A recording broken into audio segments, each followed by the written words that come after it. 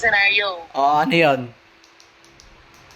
What if one day mag-message na naman siya sa'yo na, Na ano? can you give her another chance? Ganun. Ay! Sabihin ko sa kanya, hoy, ikaw, Oh, doon ka na lang sa aso. Doon ka na lang sa aso, wag sa akin. Dahil yang buhay mo, dapat talaga sa hayop yan. Kaya doon ka sa hayop, wag sa akin. Ayoko nga. Ba't ko bibigyan ng chance? Ayoko nga, never. Oh, diba? Never. Yan sana yung sinagot mo nung second chance, yung first chance na binigay mo, di ba? Okay, syempre naman din kasi soft-hearted kasi ako. Malamang kapag soft-hearted, unlimited talaga ang chance. Pero pag na-realize mo na mali na yung ginagawa mo, mali na yung ginagawa mo, you need to stop. Di stop. O, diba? Tigilan. Naisip mo na, what if magbago tong tao na to? Oo, ganon yung sinabi, yun yung ano ko sa utak ko na what if binigyan ko siya ng second chance and then magbago siya. Totoo yun eh. Ayan Kasi sabi rin kasi ng mga pare, sabi rin kasi ng nakakapagpatangas natin. oo, ang nagpapakatangas talaga sa atin is yung puso natin. Totoo yun. Dahil ang puso na yan, soft-hearted yan eh. Malamang, bigay ng bigay hanggang maabuso tayo, no? Totoo yun, hanggang sa ma-abuse yung ating kabutihan. Sige, ihampas mo yan sa sarili mo, ihampas mo yan sa pisngi mo, sa mukha mo. Alam mo, eto lang talaga ang sasabihin ko.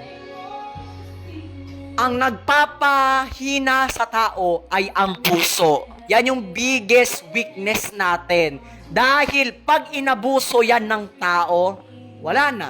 Ulit-ulitin yan. Kasi alam ng tao na mabait tayo. Alam rin ng tao na lagi tayo nagpapatawad. Ganon. Diba? Pero, once you realize na mali na yung ginagawa mo, maybe this time it will love. Be, ayoko na, Be. Ayan. Huwag ka nang makinig ng maybe this time na yan, takting ganda yan, yan nakakapagparilap sa'yo eh.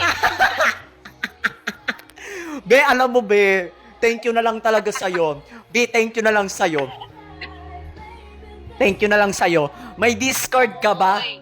May... Dapat kasi talaga, may kaibigan, dapat kasi talaga, hinahampas yung pareha sa'yo, ganun. Hinahampas ng katotohanan, hindi... Tama. Pero kasi, ako kasi, Be, Balikan mo yan, what if nagbago? hindi kasi, Be, kasi minahal ko siya ng sobre. Malamang, ganito kasi yan. Hindi naman katulad sa sinabi mo kanina na pag cheater is a cheater, meron rin pagkakataon na pag binigyan mo ng second chance, magbabago siya. Pero hindi ko naman alam kung magbabago ba siya. Hindi mo alam kung hindi ba siya magbabago. Hindi mo rin alam kung ano mangyayari. So, ang ginawa ko,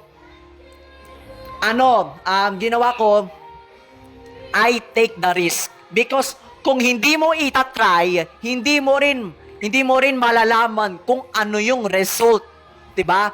Kung ano yung magiging resulta pag binigyan mo ng second chance. So, na-learn ko na at nalaman ko na pag binigyan ko ulit siya ng third chance, uulitin niya ulit sa akin.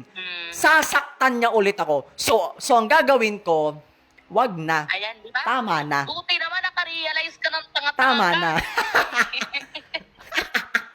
Totally.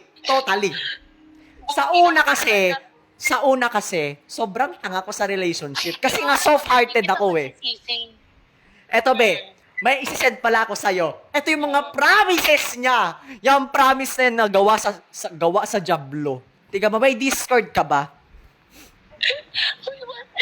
Di ba ako yung iiyak yan, charot. Oo, may Discord ako. Be, naiiyak talaga ako, Be. Thank you na lang sa'yo. Alam mo. Send mo pa ngayon. O sige, send ko ngayon. Malamang. Andito ba yung mga promises niya? Valid naman kasi talaga yung feeling mo na ganyan. Okay lang naman, naiintindihan kita kung Thank you. feel mo. Thank you. B, ikaw lang yung B, Minahal mo yung tao. totoo. B, alam mo, B, ikaw lang yung nakaintindi sa sitwasyon ko. Ikaw lang, promise. Totoo yon. Oo, uy. Ikaw lang talaga in the first time. Hello. Hindi ako nga dapat yung magpapasalamat sa'yo kasi pinagkatiwalaan mo ako, nag-open up ka. Yes. Gusto ko yung ganun eh. Ano ko, best in comfort. Yeah, ganon, totoo. B, alam mo, B, thank you talaga. Naiyak, na ano tuloy ako, na emotion tuloy ako. Wait lang, naiyak ako. Wait lang kasi, mamaya, wait lang. Naiyak tuloy ako dahil, Wag naman. kasi, syempre, ikaw rin yung tao na nakinig sa mga problema ko. Ikaw rin yung tao na nakinig sa mga problema ko. At ikaw rin yung nakaintindi sa sitwasyon na hinaharap ko ngayon. Pero sa ibang mga tao dyan, sasabihin pa yan, deserve. Yan yung sasabihin ng tao. Diba? Mga kaibigan ko, Walang matinong sasabihin. Kung ganyan kasi, walang matinong sasabihin. Wag na lang makinig sa problema ng iba. Oo, tama. Ka naman talaga. Uy. be, tama naman, tama. Alam mo, sasabihin ng mga kaibigan, alam mo ba sa mga, Kesa naman pagsabihan mo na deserve mo yung ganyan na treatment na wala naman sigurong kahit sinong tao yung deserve bachitan. oo nga, wala naman kasi nga, ganito kasi yan. Alam mo ba, yung mga kaibigan ko, mga classmate, sasabihin niyan, deserve mo yan kasi kaka-relationship mo yan tuloy, di ka makapag-focus sa pag-aaral mo. Yan ang sinasabi nila. Samantala ikaw, naiintindihan mo. Nagtagal kayo nun? 3 months na kami. 3 months and 13 days. Agad. Ay, ano lang pala, 2 weeks. 3 months and 2 weeks. Yon. Ay. Eto, be, gusto mo, Tagal din. tagal naman eh. Kasi LDR. May 4 kami, May 4. Be, sana be, LDR pala, kaya pala. LDR, wala talaga nagtatagal sa LDR, be. Wala. Alam, be, ito. Di ako naniniwala dyan, Ted. Ako rin, hindi na ako naniniwala. Ngayon, hindi ako naniniwala sa forever dahil walang forever. Puro red flag, cheating, ghosting. Yan yung uso ngayon. Diba?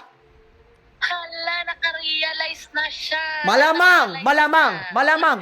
Dahil yung ginawa sa akin ng ex ko, na-realize ko na mali pala yung ginagawa ko, mali pala yung pagmamahal, mali pala yung ginagawa ko. Dapat ko nang tigilan ko na yung pagmamahal ko sa kanya dahil ako rin yung masasaktan. Kung ipagpapatuloy ko pa yung... Pagmamahal mo, no? Ha?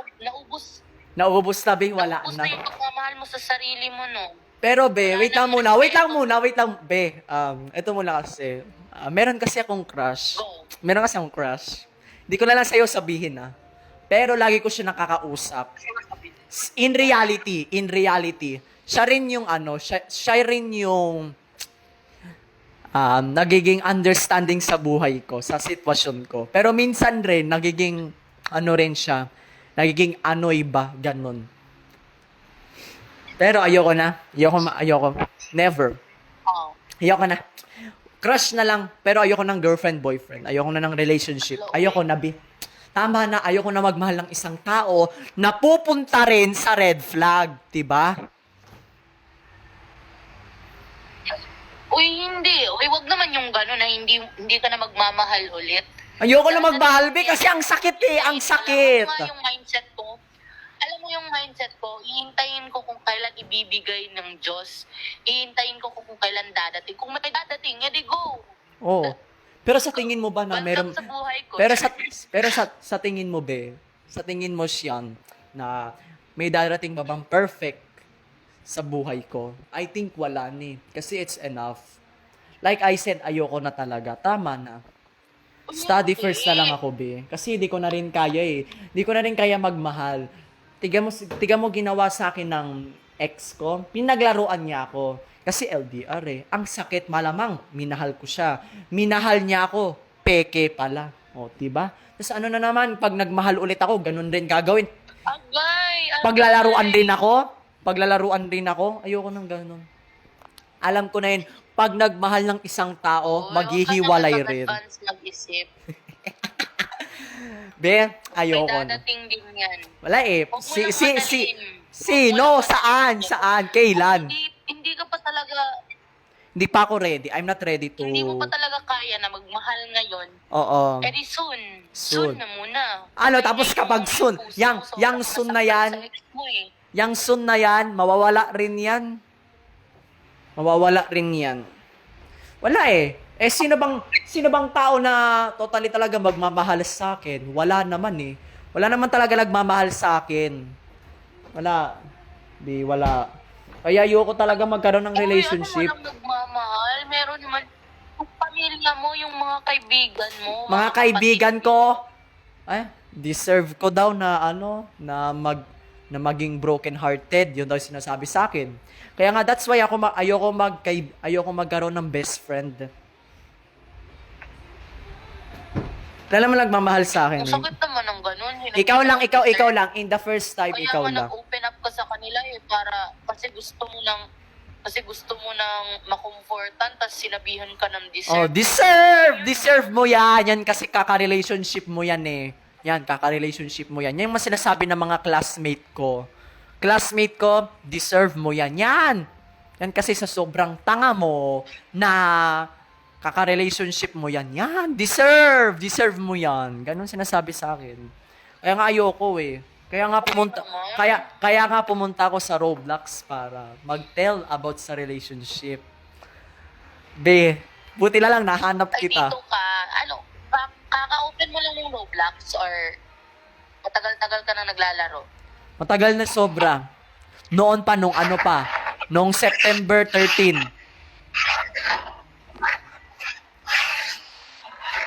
Ay, September Tapos? 13 pa. So, yun. May mga kaibigan naman rin ako na tawag dito na na kino-comfort nila ako. Pero naman, marunong mag-comfort. yes, pero naman, tawag dito, di na sila nag-go-online. Offline na sila. Offline na. Tinitext ko sa Discord, wala na. Hindi na. Ano din, kaibigan, internet friend yan? Internet friend? Yes, internet friend. Pati rin sa Omegle. Ay, meron. Oo. Ano nga eh, meron nga doon teacher, personal advisor, or ano ba, yung tawag dito parang doctor about sa mental issues, ganon. Yung yung parang doctor nagtitake ng advice sa mga problema, ganon. Meron nga akong na-meet eh. Pero wala naman din gumana. Saan? Sa Omegle. Di ko alam. Tapos nakakausap mo talaga? Yes. Noon pa, nung August pa. August 23. Ayoko na, Bi. Kasi ang kasi. Naalala mo talaga yung mga date, no? Oo, naalala ko pa yan. Ano No. yun, first girlfriend mo yun? Yung ex mo? First girlfriend or... Sabihin ko sa'yo, totoo, first love ko siya. First love, greatest love ko. Pero wala eh. Wala, Bi. Uy, seryoso? Tapos ano yung sinasabi ng mga classmates mo na deserve mo yun kasi relasyon ka ng relasyon? Oo nga, Ganun. yun kasi, pasok daw ako sa relationship, kaya nasasaktan tuloy ako. Pero first mo siya, di ba? Yes. Yan ang sakit rin kasi sa damdamin eh. Yun yung masakit. Malamang masakit. Greatest love mo pa. Greatest sayang. love ko. Sayang ba? Wala na eh. Gusto mo makita yung pagmumukha nun? I-add kita sa Discord. Ay, tara, wait lang. Kita, Discord mo? Lagay. Taga saan ka ba, te? Sa Philippines. Manila ako. Manila.